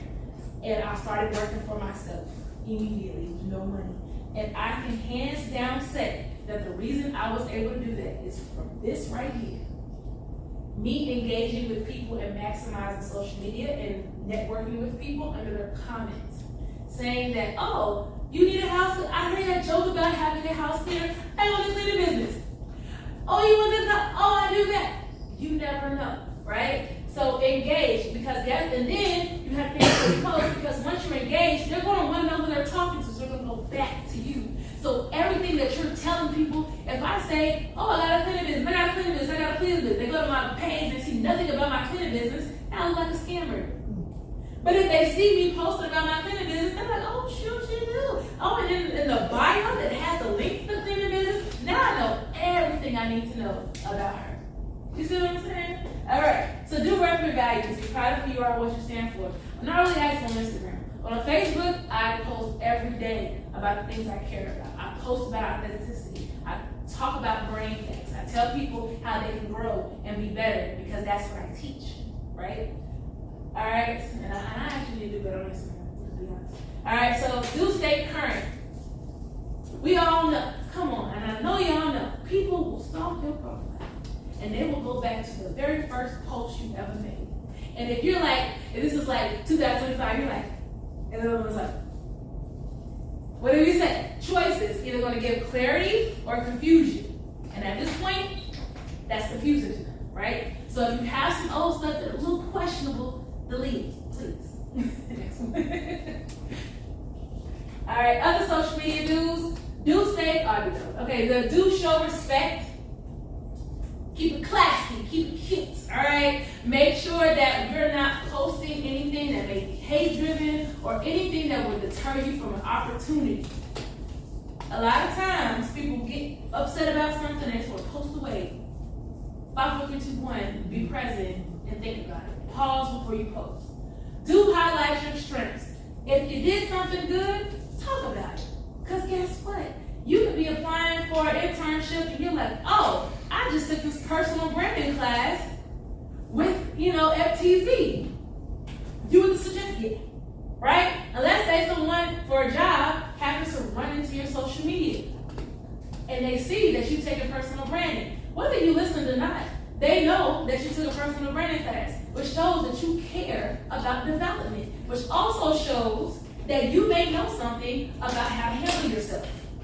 Don't diminish your wins, no matter how small.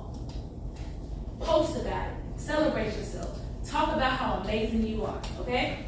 All right, and then do check your privacy settings. I learned this the hard way. Make sure that what is public needs to be public, what's private needs to be private, okay? Now, social media don'ts. Don't engage with drama.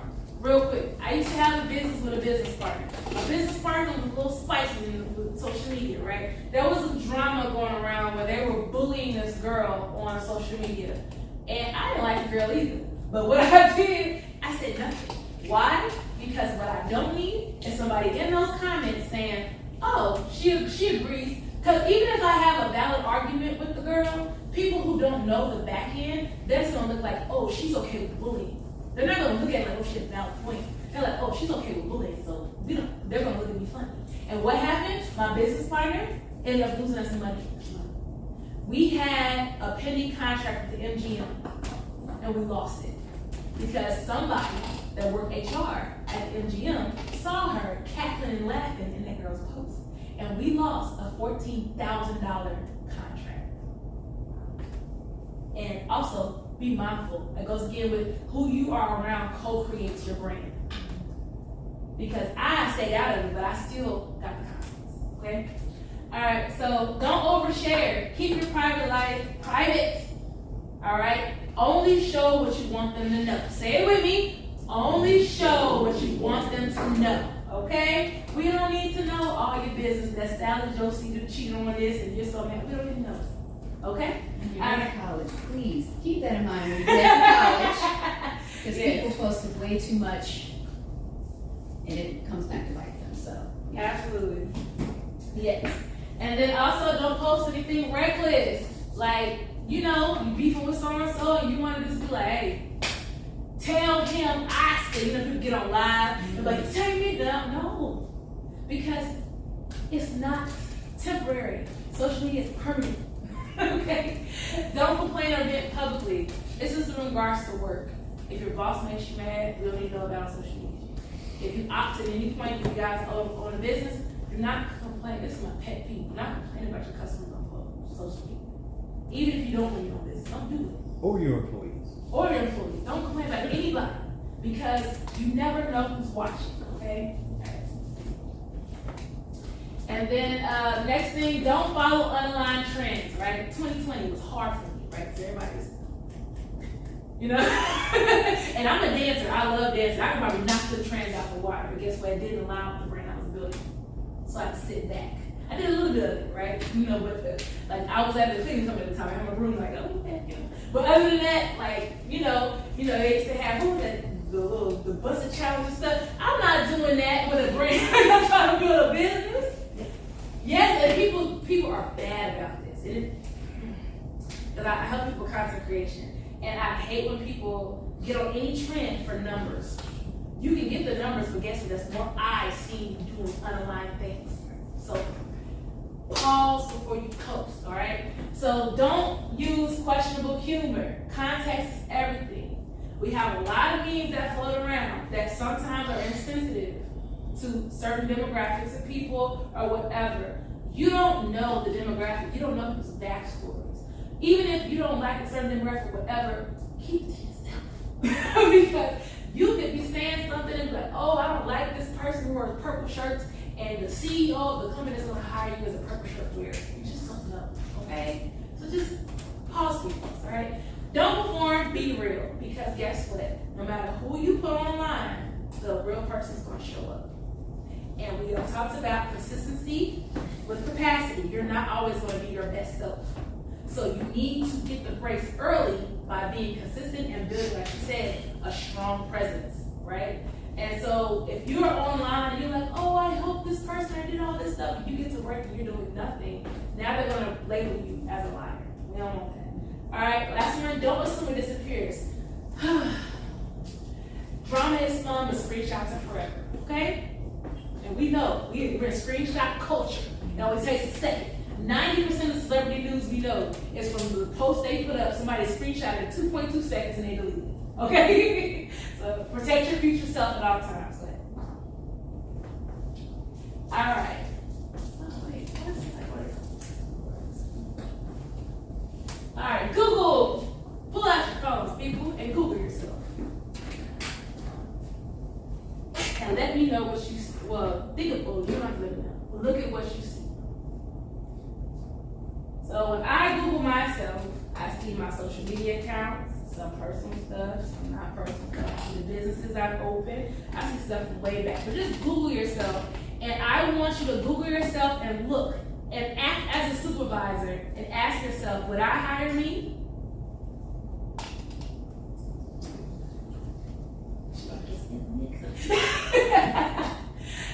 If you don't like what you see, change it. If you don't see anything, change it. Seeing nothing is just as bad as seeing bad stuff sometimes, because now you're giving them space to make the assumptions they want. So if you don't see anything, post things that are Googleable, that will give you the impression they want to give. Because if you look me up, you're going to see the organizations I've helped, you're going to see when I used to work for Boys and Girls Club, all these different things, okay? So Google yourself periodically. Why? Because you want to see what people are saying about you, and you also want to delete anything that is not favorable about you, okay? Treasury got my whole salary on this shoulder. What's your middle name? All right, so this is the last thing. So before we get to the last thing, any questions? I just wanted to say real quick, before you jump to the last thing. So I work in security for Treasury. There's a team that we work with called personnel security. So there's a difference between a job and a career. Personnel security job is anytime that you apply for a position with any employer, right? Their job is to look into your background. So your principal, your friends, if you ever got into a fight, if you ever been in jail, checking your social media page, that's their job, to look into your entire background for these jobs, for these careers. So if you have anything questionable like that, you can miss out on opportunity. I don't care where you went and got educated at. I don't care if you had a 4.0 and you went to Harvard the whole time. If it looks questionable to these personnel security people, your name will get tossed in a hat and that'll be it. And most of these personnel security people communicate with each other. So it kind of, your file just travels from one person to the next person. So you can be in Idaho, you can be in Las Vegas, you can be in Florida. Your personnel security file follows you around everywhere. So be mindful of what you post on social media. Be mindful of what you do on PlayStation. Personnel security looks into that too. We have plenty of cases where we're finding out about people doing unfaithful things, talking to people they shouldn't be talking to on their PlayStation accounts. Fortnite accounts, all personnel security does all of that. That's their job, to look deep into you. So, I know you're not thinking about that right now because you're probably having fun, but it can come back and bite you in the butt. And again, no matter where you went to school at, no matter what your grades were, that can be a real bummer. If you find out that all your time after school you're not employable by anybody because of your past actions. So just keep that in mind. Yes. And again, on the flip side, things you want them to know, post about it. Post about it often. If you take this personal branding class and then next year you have a reminder, post it again. Oh, flashbacks when I took the personal branding. The more you post it, the more the algorithm will work in your favor to bring it up. So just like the things to avoid, think about the things that you want to add to when they Google you, what they will see. Okay? Alright, so now the brand statement. The thing that I introduced you guys with earlier, this is the template I followed. Right? So I'm giving you this, like I said, I'm gonna send you the slide, if I write this down, where you can fill it in and you can have the same brand statement for yourself. Take it, I say memorize it, but if you don't want to memorize it, at least have it written down so you're clear, right? And if it changes, switch it up.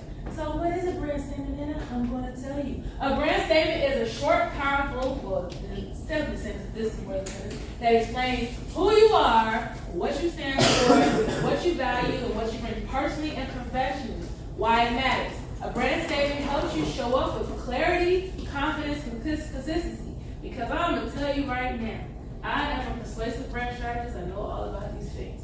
When someone is clear, people mirror the energy you give. When you are confident and clear, they are going to pay attention to you.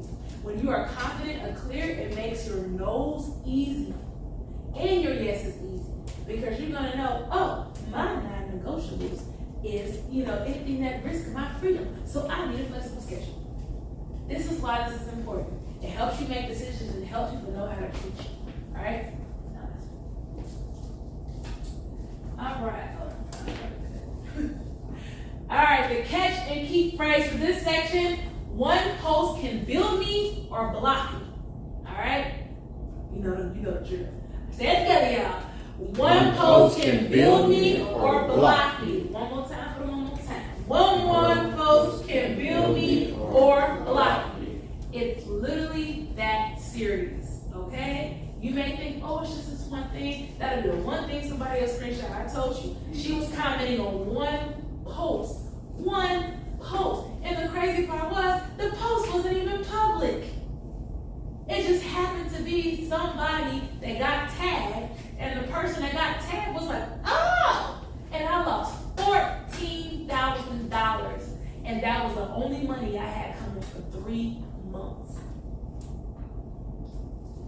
Okay? That's how serious it is. Alright, so go ahead. Alright, now it's the review time. This is the part where you can let me know anything that, what is one thing that you learned today that you didn't know before? Word it out. 5, 4, 3, 2, Yes. 5, 4, 3, 2, 1. Anybody else? Listen, if y'all can learn that, I'm happy. Anything else? Anything about personal branding? About how to show up? Anything? I like the first impression bit. First impression, last impression. Absolutely. Okay, so how do you feel confident about, how confident do you feel about applying what you learned? 1 through 5. 4. Oh, shoot. All right. All right. What's one question, if you do have a question, or one thing you would like to explore deeper when you get home? Or you can ask me. All right, so y'all just got it like that. Okay, I made some experts. Okay. All right, next one. All right, y'all well done, guys. Yeah. Did you want me to? Yeah. So question for you all. What grades are y'all in? Are y'all rising seniors? I'm rising junior. Rising junior? Rising junior? Rising senior? Okay, does anybody have a resume yet? You do have a resume. Okay, excellent. Nobody, that's fine. Okay, so really quickly, since, and Carr, I don't think you were here, but I have a business and I do resume writing. And so I know now, we didn't have this when growing up, but now you all are required to have resumes when applying for college, which is incredible. It's crazy, right? So just a few things to keep in mind as far as what you guys can put on your resumes, because sometimes we're going through life, we're doing all the things, and you forget, oh yeah, I accomplished this, I accomplished that, and you don't remember it. So remember your extracurricular activities, right? If you're doing any kind of sports, you're in any kind of club, if you're a leader in any of those, like a team captain, or if you do an individual sport. I rode horses, well I still ride horses, and I had to list all of my awards, and that just shows that I can handle a sport full-time and school full-time. If you do special projects, special courses, so if you're like pre-med and you're doing AP biology, you want to list all of that, your grades, your GPA. A few other things for your internship. If you do a special project in this internship, you want to make sure that you list those out. Make sure that you include this internship out. Any of your part-time jobs. I mean, if it's McDonald's, Chick-fil-A, these are still showing that you can hold a job, that you can come in on time. Chick-fil-A has a great training program, so if you put Chick-fil-A on there, I think that's going to show well on our resume, right? And you just want to show your transferable skills. So any type of leadership, any type of just being punctual and being professional, any kind of professional development stuff. So as you go into junior year, into senior year, these are just some things to remind you all to think about so you can capture them and make sure that they're on your resume for when you all apply to college. So just wanted to add a little tidbit about that. That's all I have. Thank you. Look at my hand. We won't say what you did. Okay. All right, now here comes the moment you've been waiting for. You're going to be ticky. All right. Did anybody have a cool project that they did or worked on anything cool in their internship? Sponsored by WorkSource Montgomery, connecting employers and job seekers alike.